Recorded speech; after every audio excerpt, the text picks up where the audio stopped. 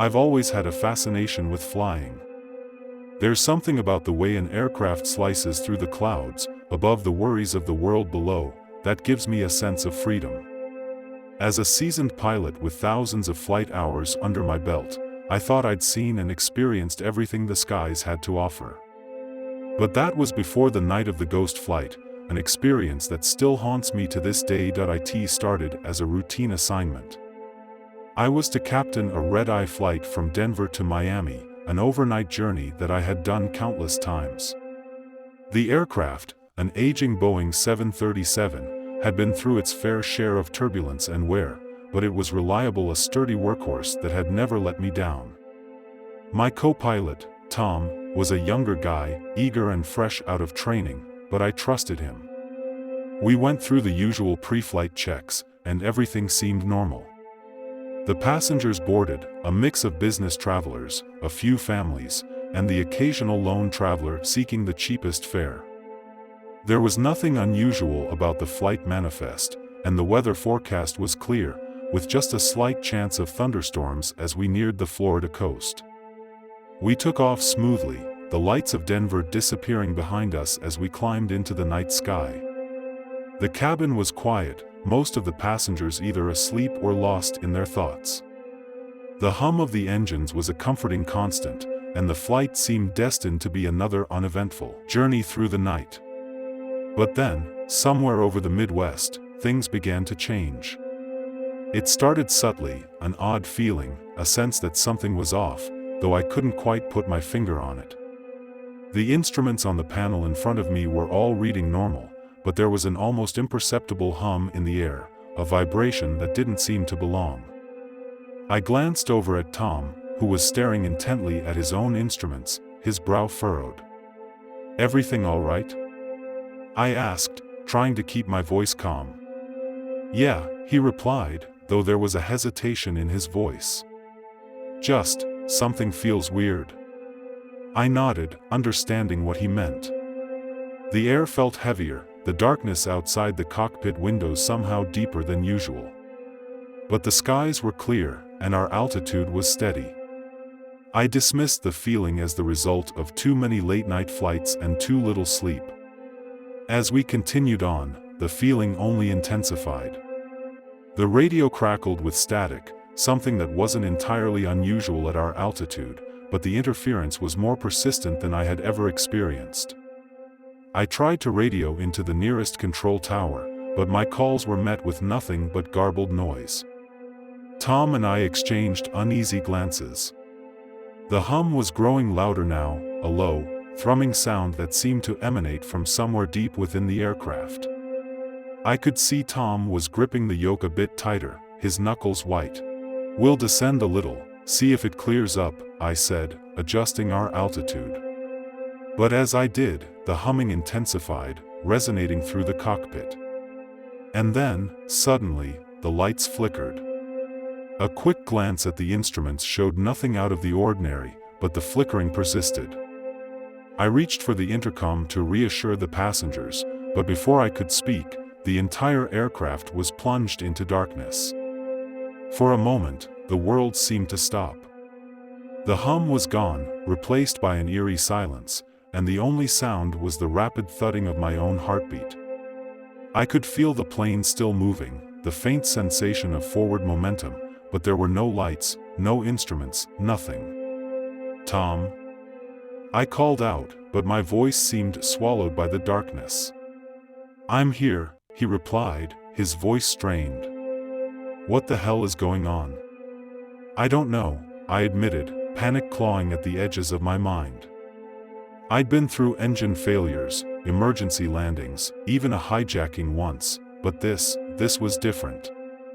This was like nothing I had ever experienced.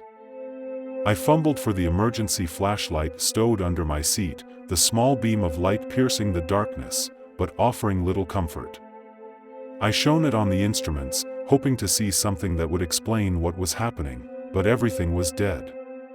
The plane was still flying, that much I could feel, but it was like we were suspended in some sort of limbo, detached from reality.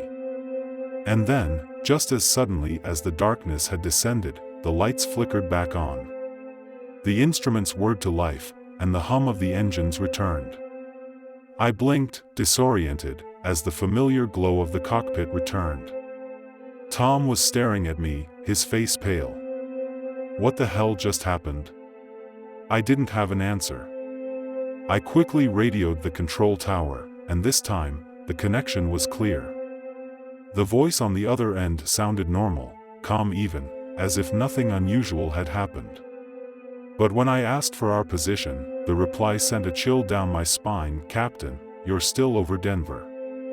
"That's not possible," I said, my voice shaking. "We've been in the air for over 2 hours." "I'm looking at your transponder signal right now," the controller replied. "You're circling Denver International." I exchanged a bewildered look with Tom. We had taken off hours ago, had been cruising at 35,000 feet, and yet, somehow, we were back where we started. It didn't make any sense. I glanced at the fuel gauge, and my confusion deepened. The readings showed that we had only burned a fraction of the fuel we should have used.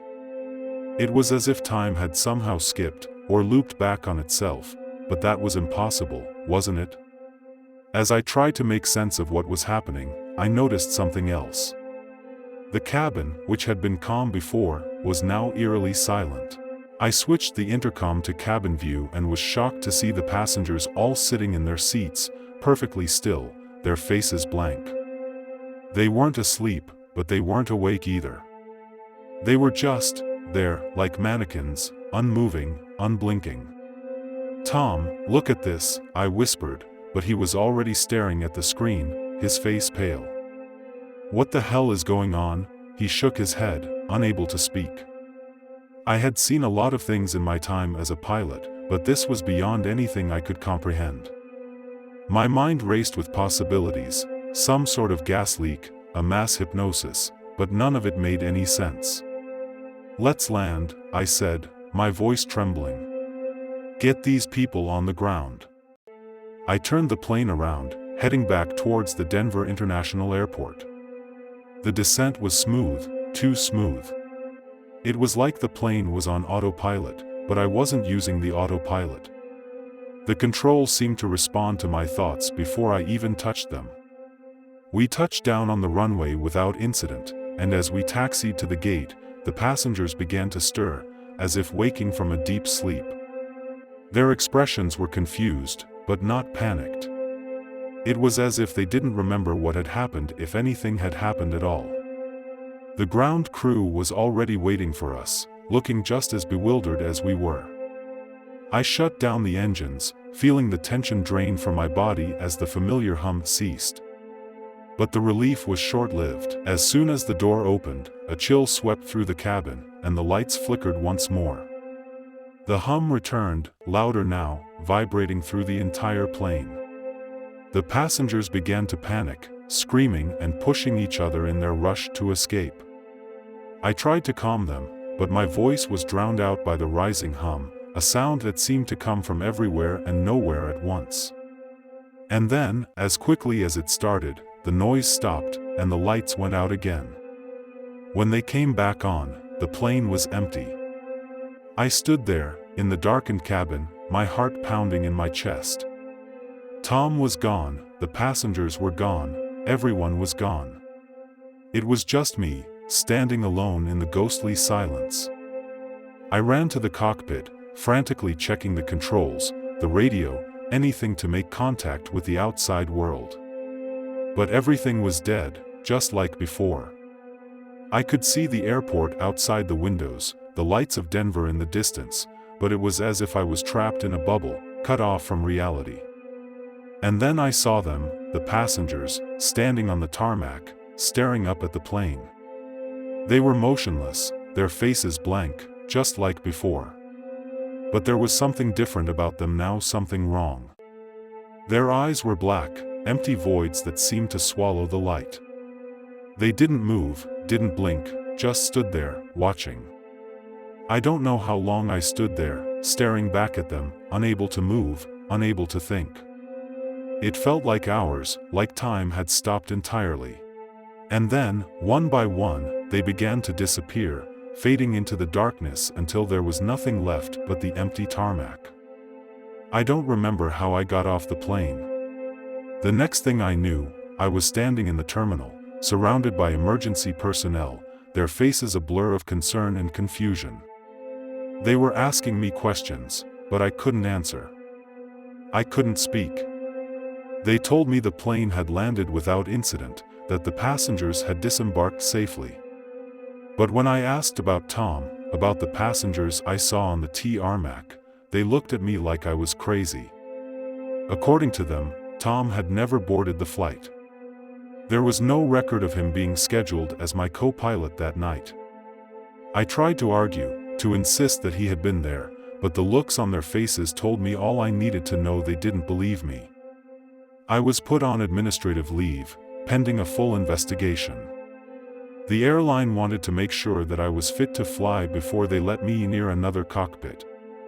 But it wasn't just the airline. I didn't want to get back in a plane either. I couldn't shake the feeling that something had followed me off that flight, something I couldn't explain or understand.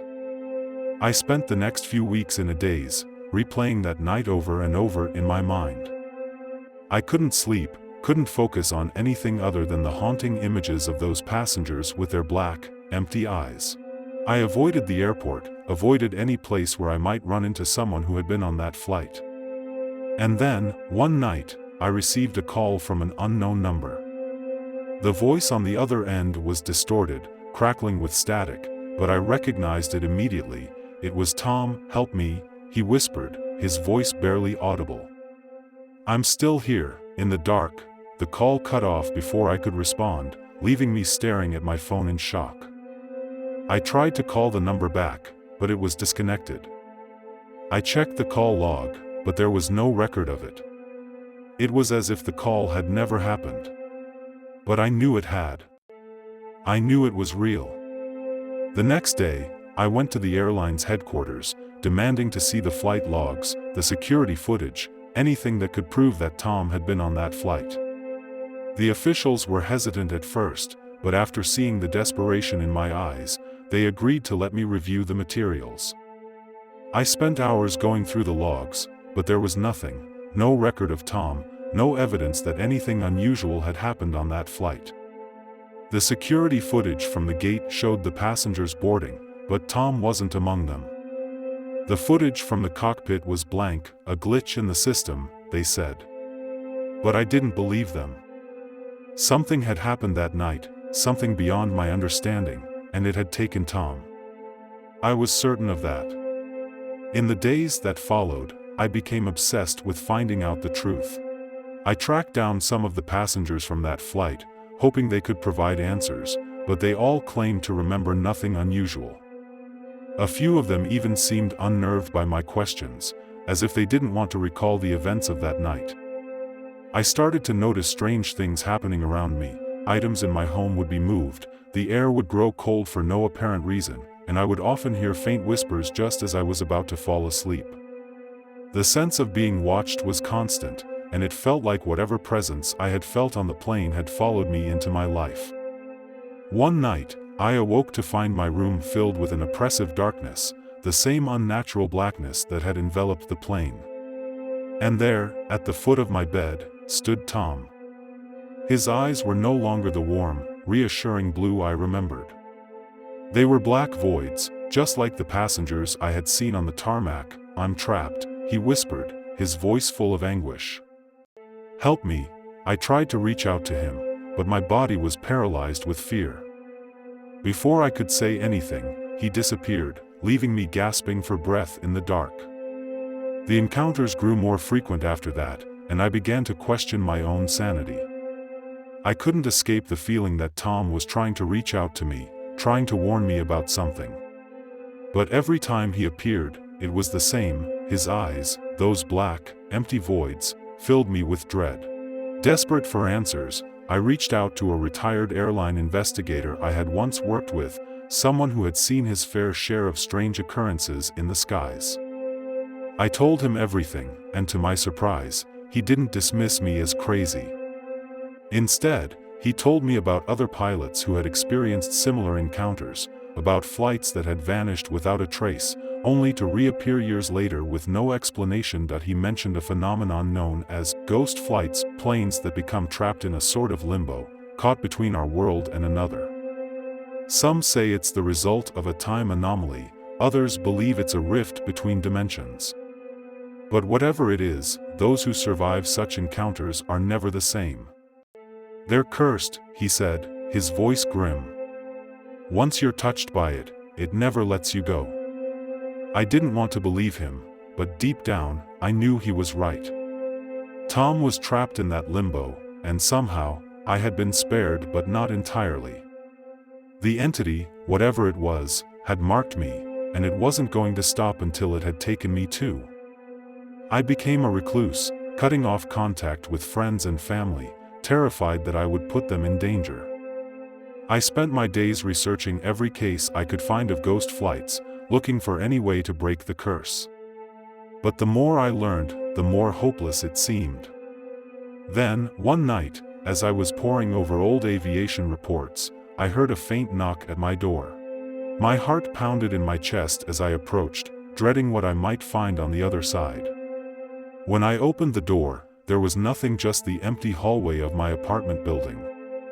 But when I turned back inside, there he was, Tom, standing in the middle of my living room, his black eyes locked onto mine. "Help me," he whispered again, his voice filled with despair. I knew this was my last chance. I couldn't let him suffer any longer. I stepped forward, feeling the cold air wrap around me like a shroud. "Tell me what I need to do," I said, my voice trembling. "Come with me," he said, reaching out a hand. I hesitated for only a moment before taking it. The world around me dissolved into darkness, and I felt myself being pulled into a void. The sensation was overwhelming, cold, suffocating, and disorienting. But I held on to Tom's hand, determined not to let go. When the darkness lifted, I found myself standing in the cockpit of the Boeing 737. It was just as I remembered it, but the cabin behind me was empty, the seats abandoned. The plane was still in the air, still flying, but it was suspended in time, frozen in that liminal space. Tom stood beside me, his eyes now filled with a strange calm. "This is where we are," he said. "Caught between life and death, between time and space. You can leave, but I can't." "Why?" I asked, my voice shaking. "Why are you stuck here?" "I don't know," he replied, his voice soft. "But you can help me. You can free me." "How?" I asked desperately. "Tell me how." He looked at me with those empty eyes, and for a moment, I saw a flicker of the man he had been. "You have to let go," he said. "Let go of the fear, let go of the guilt. Only then can I move on." I wanted to argue, to tell him that I wasn't afraid, that I wasn't guilty of anything, but deep down, I knew he was right. I had been holding on to my fear, my obsession, for too long. It had consumed me, driven me to the brink of madness. I closed my eyes, taking a deep breath, and tried to let go of the darkness that had taken root in my soul. It wasn't easy. Every fiber of my being screamed at me to hold on, to stay connected to Tom, to keep searching for answers. But I knew that if I didn't let go, I would be trapped in that limbo forever, just like him. When I opened my eyes, Tom was gone. The cockpit was empty, the plane still flying, but I was alone. The darkness that had suffocated me was lifting, and I felt a sense of peace that I hadn't known in a long time. The plane's instruments began to flicker, the lights returning to normal. I looked out the window and saw the city lights of Denver below, twinkling in the night. The radio crackled to life, the familiar voice of the control tower asking for my status. I responded, my voice calm and steady. "This is Captain Davis. We're coming in for a landing."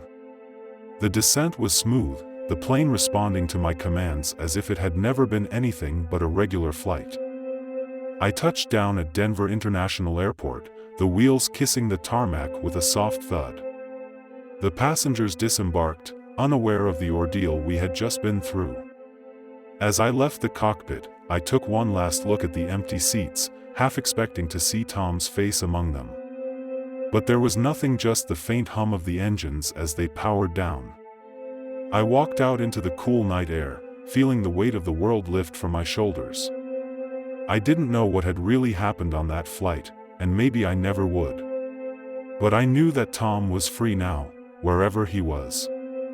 I never flew again after that night. The airline offered me my old job back, but I declined. I had been through enough, and I knew it was time to move on with my life.